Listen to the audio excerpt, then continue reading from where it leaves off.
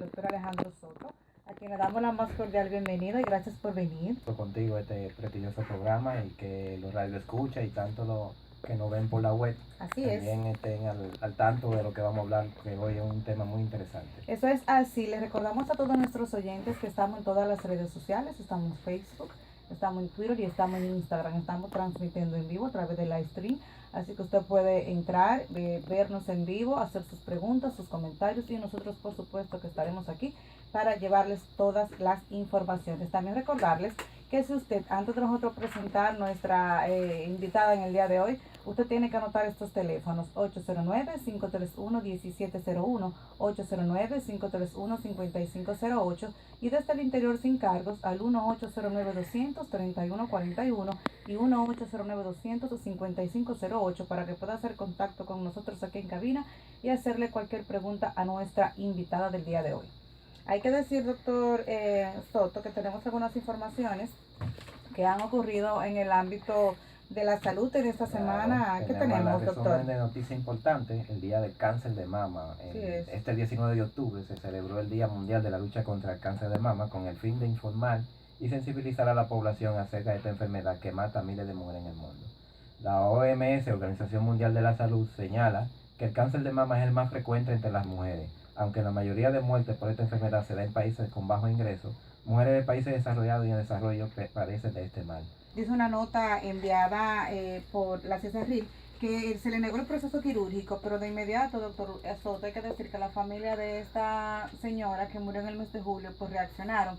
Ellos estaban un poco divididos porque una parte decía que sí se le dio la cobertura, otros decían que no. El caso es que lo que se busca con esto es que las prestadoras de salud pues le brinden los servicios que necesitan los afiliados. Así es. El sector salud lo que necesita para su servicio de humanización es tener un personal que dé la asistencia de salud, pero también tener una ARS o una prestadora de salud que cubra con eso, porque también los médicos tenemos más noticias interesantes. Otra noticia que tenemos es que declaran en alerta epidemiológica por cólera en Haití. El Ministerio de Salud Pública declaró este jueves la alerta preventiva ante recrudecimiento de cólera en Haití y afirmó haber tomado la medida de conformidad con los protocolos nacionales e internacionales establecidos en el periodo post inmediato al desastre ocasionado en Haití por el huracán Matthew. Así es. La declaración enfatiza que las autoridades sanitarias incrementan las medidas de prevención de cara a reducir la posibilidad de que brotes de enfermedades lleguen al territorio dominicano, y más ese tipo de enfermedad que es muy frecuente en los países tropicales. Tenemos que destacar que la propia ministra de Salud, Altagracia Guzmán Marcelino, pues llegó hasta la frontera. Se están tomando todas las medidas luego de que se presentara un primer caso aquí en el país y obviamente que la idea es pues que esto no siga creciendo y llegue la epidemia aquí a República Dominicana. Sobre todo prevención, como ustedes, siempre lavarse la mano, la ingesta de agua y la ingesta de alimentos debe de ser adecuado, agua potable y cuidarse. Lo importante de esto es la prevención. Y como dice la misma campaña de salud pública, clorificar el agua, echarle 5 gotas de agua cloro, entonces ya después de reposada usted se la puede tomar. Otra noticia importante fue que en el día de ayer un estudio reveló que el 53% de las adolescentes inician unión matrimonial antes de los 18 y un 13% antes de los 15. La representante del Fondo de la Población de las Naciones Unidas, Sonia Vázquez, y la ministra de Salud de la Mujer, Janet Camilo, propone que se elimine la ley de flexibilidad que establece para permitir el matrimonio de menores de edad como medida para evitar la violencia de género y el embarazo en adolescentes. Y realmente le dicen muchos los médicos, se mostraron preocupados de las maternidades porque hay un alto índice. O sea, en comparación con el año pasado no bajó nada, doctor Soto. Lo que pasa es que eso tiene que ver con el núcleo principal de la sociedad, que es la familia. Tiene que ver con la educación que le den a sus hijos. Y ahí eso impera que si no se le da educación van a seguir pasando estas cosas. Eso es así, pues ya este ha sido nuestro resumen de salud y les recordamos a todos ustedes que Actualidad Médica llega gracias a Trucker Global Medical Service, a Cirugía Láser Avanzada Dr. Pablo Mateo y a Caribbean Plastic Surgery. En el día de hoy vamos a conversar con la gastroenteróloga Mildred Pichardo sobre el síndrome ulceroso péptico, a quien le damos la más cordial bienvenida y gracias por aceptar nuestra invitación, doctora. Sí, buenas tardes, ¿cómo están? Estoy muy contenta, muy agradecida por la invitación que extendieron hacia mí para hablar sobre un tema muy importante que la población realmente le motiva siempre saber un poquito acerca de lo que es el síndrome ulceroso péptico. Bueno, pues vamos a iniciar de inmediato. ¿Qué es el síndrome ulceroso péptico, doctora? Oh, sí, el síndrome ulceroso péptico no es más que un conjunto de síntomas y signos caracterizados por dolor urente o quemante localizado en el epigastrio. Es lo que la gente le conoce como un dolor quemante en la boca del estómago. Ok, una pregunta. Por ejemplo, yo estoy en el campo. ¿Cómo yo sé que yo tengo ese tipo de enfermedad? ¿Qué ¿Cuáles son los síntomas me dan? síntomas? Sí. Bueno, los síntomas, el cardinal, el síntoma principal, dolor quemante en la boca del estómago. Eso es lo característico. Este dolor va acompañado de otros síntomas como es la náuseas, muchas veces puede acompañarse de vómitos, de contenido gástrico alimentario, es decir, cuando el paciente come, inmediatamente viene el dolor, vienen las náuseas y puede vomitar lo que acaba de comer. Muchas veces también este está asociado con sensación de llenura o sensación de hinchazón en el estómago, es decir, que se siente lleno, come al mediodía, por así decirlo, y todavía a las 5 o las 6 de la tarde el paciente se siente lleno. Otras características también es que el paciente puede tener la sensación de digestión lenta, que es muy común, exactamente, que lo asocia también con la sensación de plenitud. O sea, cuando se siente que comió y siente Todavía que no ha bajado ha la digerido, comida. exactamente. La tiene Doctora, yo parada tengo en el la estómago. comida parada en el estómago, así mismo lo refieren los pacientes. Sí, doctora, pero para que el paciente pueda sentirse con esa llenura, si previamente hay algunos síntomas que le pueden dar a eso de que usted ha mencionado, previo a que se le dé esa llenura. Sí, o sea, el dolor, El que dolor. la comida le cae mal. Doctora, la comida me cae mal. Yo como y siento un nudo en la boca del estómago. Muchas veces estos síntomas empeoran luego de que el paciente come. Eso también es característico. El paciente come y se siente peor. Sí, pero entonces, ¿por qué le da eso? ¿Tiene algún...? Claro que sí. Lo característico son las úlceras. O sea, lo característico del síndrome ulceroso péptico, por eso se llama así, es la Una presencia úlcera, de para que úlcera. entienda que es como si fuera una Un herida, peladito. una llaguita dentro de la mucosa, dentro del Exactamente, estómago. Eso es lo que ocurre. Hay una pérdida de la discontinuidad de la mucosa gástrica, es decir, un peladito, una erosión que se va profundizando, o sea, hasta las capas más profundas. Entonces ahí es que realmente eso es lo que produce los síntomas, que esa acidez, ese jugo gástrico que se produce normalmente en el estómago, me va a irritar esa úlcera y por lo tanto entonces el paciente va a manifestar ya los síntomas que ya conversamos. Todos nuestros oyentes saben, doctor Soto, que aquí hay un alto y la misma doctora que es gastroenteróloga, van muchas personas a consulta por sentir estos síntomas. Si este es su caso, esta es su oportunidad de usted llamarnos aquí a cabina e interactuar con nuestra invitada. Puede hacerlo llamando al 809-531-1701, 809-531-5508 y desde el interior sin cargos al 1-809-200-3141 y 1-809-200-5508. Así se le van a dar sus recomendaciones adecuadas de lo que tienen que hacer cuando se sientan con esos síntomas. ¿Qué hacer? Una de las preguntas es esa. ¿Qué recomendaciones usted le haría a un paciente que se encuentre con esos síntomas que usted mencionó, doctora? Sí, claro. Lo primero que hay que hacer cuando el paciente nos llega es hacer una historia clínica. En esa historia clínica nosotros vamos a saber desde cuándo el paciente se siente así, a qué hora del día. ¿A qué médico debe de ir? Bueno, según lo ideal sería que el paciente fuera a un gastroenterólogo, que es el especialista en esto, pero en su defecto puede ir a un internista o si es un paciente que está muy alejado de las ciudades, puede ir a un médico general, porque estas son cosas de atención primaria, o sea, esto se puede atender, síntomas como estos se pueden atender en las unidades de atención primaria.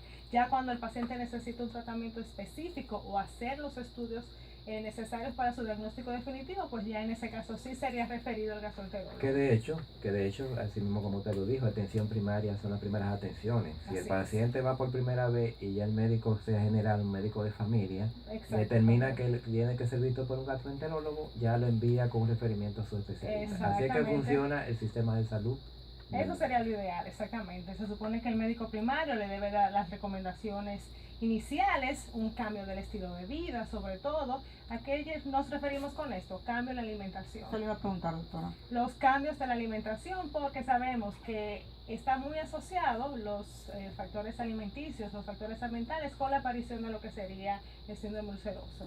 Los alimentos copiosos, dígase el mondonguito, un sancochito con una grito de naranja por arriba, exactamente, y acompañado de una gaseosa, riquísimo, pero para este síndrome es mortal, porque al ser comidas muy copiosas, al ser comidas de difícil digestión, pues entonces el paciente va a empeorar los síntomas. Entonces todo debe de empezar por ahí, un cambio del estilo de vida, obviamente recomendarles la eliminación de los hábitos tóxicos. O sea, que el alcohol, su traguito.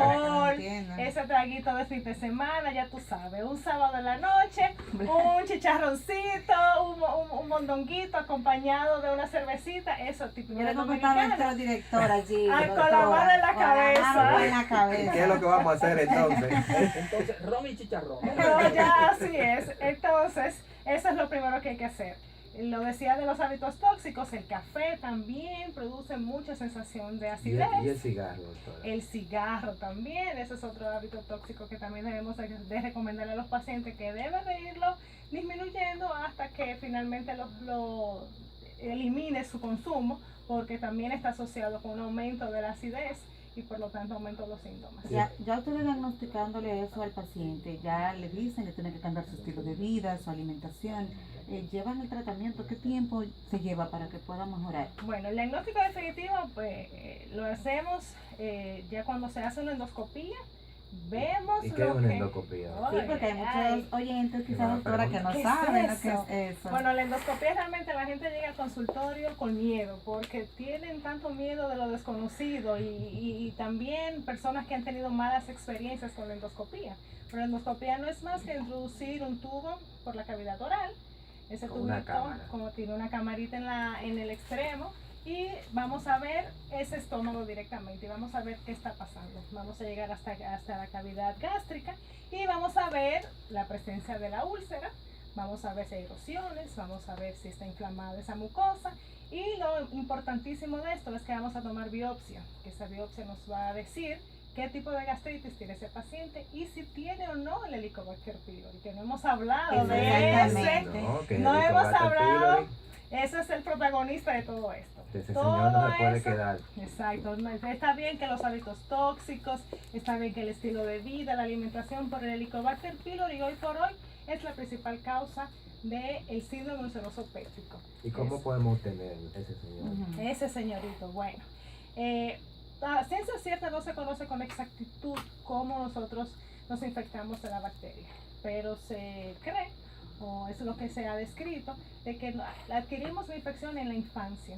En los países subdesarrollados, como es nuestro caso, en vía de desarrollo, adquirimos la infección durante la niñez y los síntomas empiezan a aparecer en la edad adulta.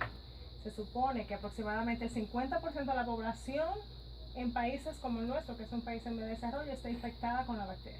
¿Da dolor Sí, porque realmente, ¿qué es lo que sucede? La bacteria es un microorganismo flagelado que tiene una característica increíble de poder vivir dentro de ese ácido gástrico. Parece un pulpito.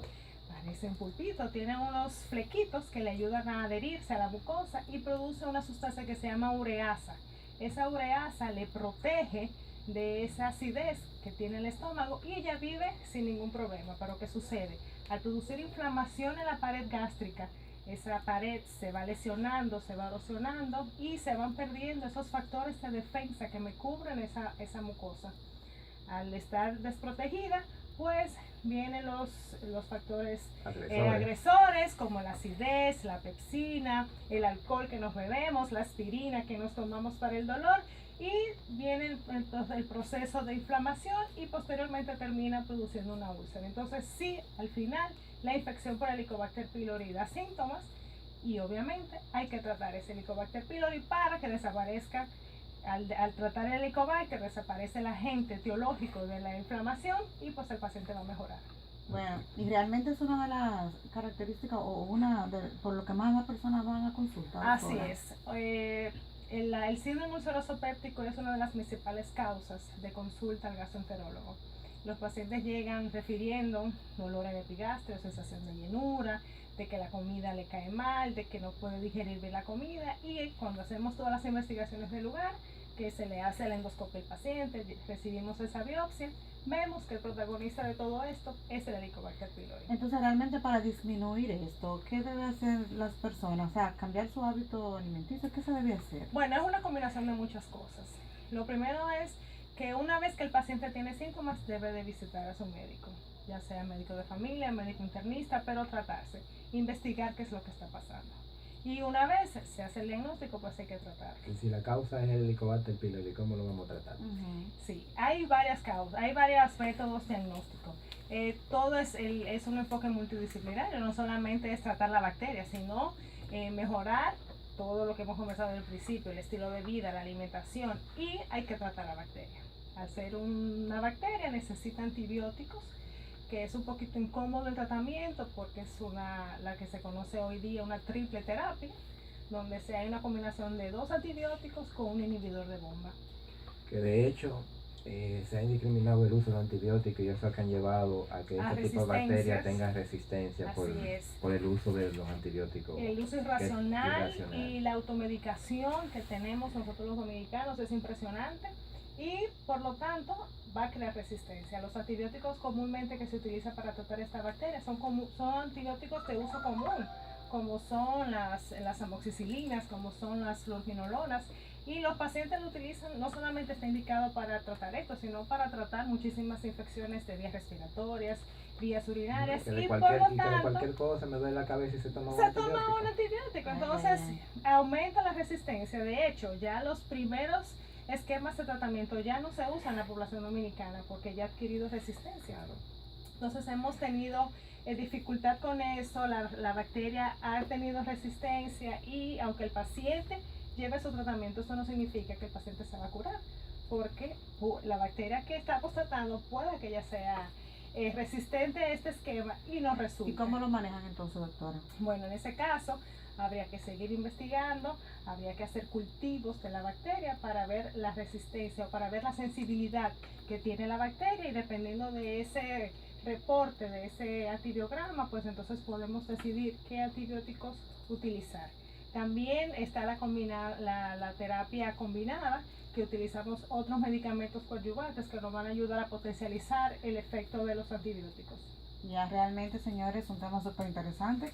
Llame aquí a cabina, como todos los sábados. Muchas personas sabemos que tienen esta condición, así que usted puede llamar a la doctora Mildred Pichardo aquí y hacerle su pregunta. 809-531-1701, 809-531-5508 y desde el interior sin cargos al 1-809-200-3141 y 1-809-200-5508. Nuestro señor director nos informa que tenemos que irnos a una pausa comercial. Les recordamos a todos ustedes que Actualidad Médica llega gracias a Caírian Plastic Surgery, a cirugía láser avanzada Dr. Pablo Mateo y a TrueCare Global Medical Service. Ya regresamos.